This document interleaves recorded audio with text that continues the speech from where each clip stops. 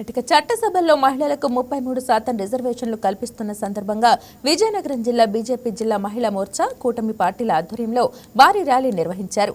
కోట junction నుండి గంటస్తంభం junction వరకు నిర్వహించిన ఈ ర్యాలీలో విజయనగరం ఎమ్మెల్యే పూసపాటి అదితి, విజయలక్ష్మి గజపతిరాజు, బీజేపీ జిల్లా అధ్యక్షులు రాజేష్ వర్మ పాల్గొన్నారు. మహిళలకు సమాన అవకాశాలు ఇవ్వాలనే ఉద్దేశంలో నరేంద్ర మోడీ ప్రభుత్వం నారీ శక్తి బిల్లును తేవడం పట్ల అదితి, గజపతిరాజు సంతోషం వ్యక్తం చేశారు.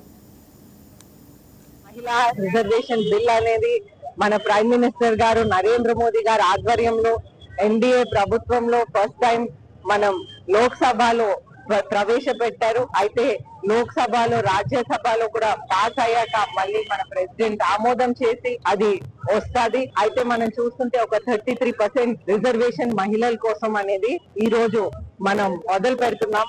మనం చూస్తుంటే విజయనగరంలో ఉన్నప్పుడు మనం ఎప్పుడూ మర్చిపోకూడదు, మహారాణి అప్పల్కొండయ్య గారు ఆ రోజుల్లో మహిళలు వంటింటికి పరిమితమైనటువంటి రోజుల్లో ఆవిడ ఒక అద్భుతమైన వాటర్ వే వర్క్స్ ని ఆ రోజుల్లో కట్టారు 1911 లో.